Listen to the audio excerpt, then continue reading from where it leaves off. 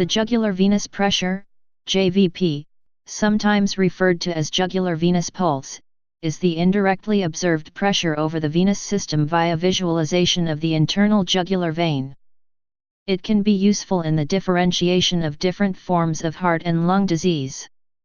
Classically, 3 upward deflections and 2 downward deflections have been described. The upward deflections are the A. Atrial contraction, C. Ventricular contraction and resulting bulging of tricuspid into the right atrium during isovolumetric systole, and V equals venous filling. The downward deflections of the wave are the X, the atrium relaxes and the tricuspid valve moves downward, and the Y descent, filling of ventricle after tricuspid opening. Method. Visualization. The patient is positioned at a 45 degrees incline, and the filling level of the external jugular vein determined. Visualize the internal jugular vein when looking for the pulsation. In healthy people, the filling level of the jugular vein should be less than 3 cm vertical height above the sternal angle. A pen light can aid in discerning the jugular filling level by providing tangential light. The JVP is easiest to observe if one looks along the surface of the sternocleidomastoid muscle, as it is easier to appreciate the movement relative to the neck when looking from the side, as opposed to looking at the surface at a 90-degree angle. Like judging the movement of an automobile from a distance, it is easier to see the movement of an automobile when it is crossing one's path at 90 degrees, i.e., moving left to right or right to left, as opposed to coming toward one. Pulses in the JVP are rather hard to observe, but trained cardiologists do try to discern these as signs of the state of the right atrium.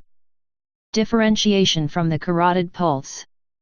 The JVP and carotid pulse can be differentiated several ways. Multiphasic, the JVP beats twice, in quick succession, in the cardiac cycle. In other words, there are 2 waves in the JVP for each contraction-relaxation cycle by the heart. The first beat represents that atrial contraction, termed A, and second beat represents venous filling of the right atrium against a closed tricuspid valve, termed V, and not the commonly mistaken ventricular contraction. These waveforms may be altered by certain medical conditions, therefore, this is not always an accurate way to differentiate the JVP from the carotid pulse. The carotid artery only has 1 beat in the cardiac cycle. Non-palpable, the JVP cannot be palpated. If one feels a pulse in the neck, it is generally the common carotid artery. Occludable, the JVP can be stopped by occluding the internal jugular vein by lightly pressing against the neck. It will fill from above. Varies with head-up tilt, HUT, the JVP varies with the angle of neck. If a person is standing, his JVP appears to be lower on the neck, or may not be seen at all because it is below the sternal angle. The carotid pulse's location does not vary with HUT. Varies with respiration, the JVP usually decreases with deep inspiration. Physiologically, this is a consequence of the Frank-Starling mechanism as inspiration decreases the thoracic pressure and increases blood movement into the heart, venous return, which a healthy heart moves into the pulmonary circulation. JVP waveform. The jugular venous pulsation has a biphasic waveform. The A wave corresponds to right atrial contraction and ends synchronously with the carotid artery pulse. The peak of the A wave demarcates the end of atrial systole. The C wave corresponds to right ventricular contraction causing the tricuspid valve to bulge towards the right atrium. The X prime, descent follows the C wave and occurs as a result of the right ventricle pulling the tricuspid valve downward during ventricular systole.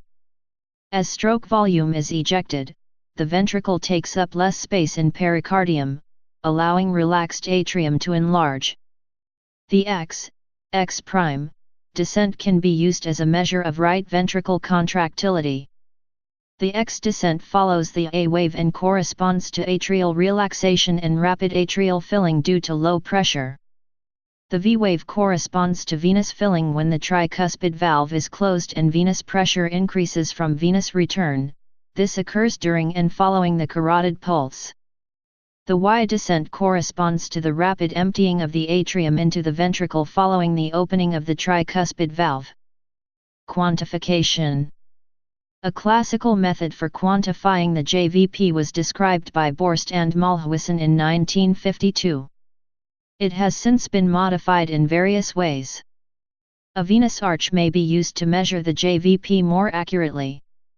Moodley's sign. This sign is used to determine which waveform you are viewing.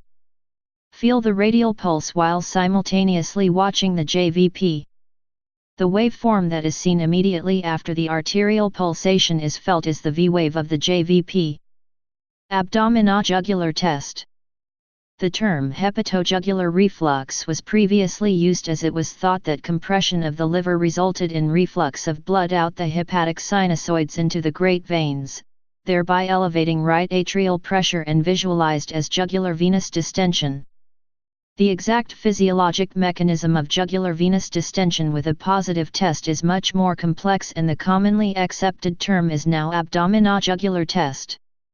In a prospective randomized study involving 86 patients who underwent right and left cardiac catheterization, the abdominojugular test was shown to correlate best with the pulmonary arterial wedge pressure. Furthermore, patients with a positive response had lower left ventricular ejection fractions and stroke volumes, higher left ventricular filling pressure, higher mean pulmonary arterial, and higher right atrial pressures. The abdominojugular test, when done in a standardized fashion, correlates best with the pulmonary arterial wedge pressure, and therefore, is probably a reflection of an increased central blood volume. In the absence of isolated right ventricular failure, seen in some patients with right ventricular infarction, a positive abdominojugular test suggests a pulmonary artery wedge pressure of 15 mm Hg or greater. Interpretation.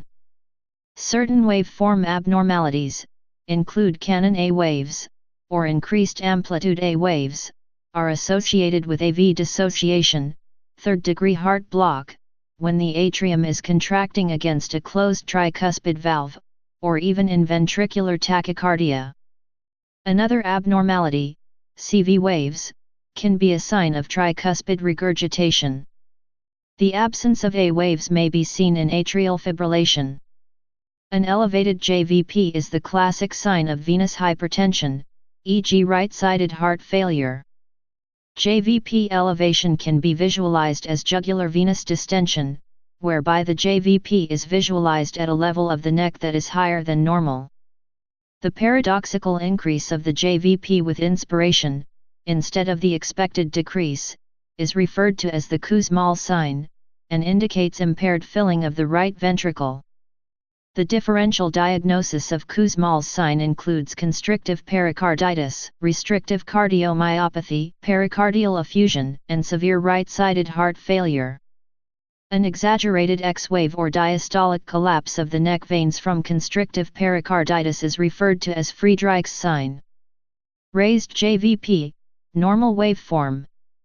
Bradycardia. Fluid overload. Heart failure. Raised JVP, absent pulsation. Superior vena cava syndrome. Large A wave, increased atrial contraction pressure. Tricuspid stenosis. Right heart failure. Pulmonary hypertension. Canon A wave, atria contracting against closed tricuspid valve. Atrial flutter. Premature atrial rhythm, or tachycardia. Third-degree heart block. Ventricular ectopics. Ventricular tachycardia. Absent A wave, no unifocal atrial depolarization. Atrial fibrillation. Large V wave, CV wave. Tricuspid regurgitation. Absent X descent. Tricuspid regurgitation, sometimes X wave is replaced by a positive wave. Prominent X descent. Constrictive pericarditis. Slow Y descent. tricuspid stenosis, cardiac tamponade, prominent and deep Y descent, constrictive pericarditis, paradoxical JVP, Kussmaul's sign, JVP rises with inspiration, drops with expiration, pericardial effusion, constrictive pericarditis, pericardial tamponade. An important use of the jugular venous pressure is to assess the central venous pressure in the absence of invasive measurements, e.g. with a central venous catheter, which is a tube inserted in the neck veins. A 1996 systematic review concluded that a high jugular venous pressure makes a high central venous pressure more likely, but does not significantly help confirm a low central venous pressure. The study also found that agreement between doctors on the jugular venous pressure can be poor. Please subscribe and thanks for watching.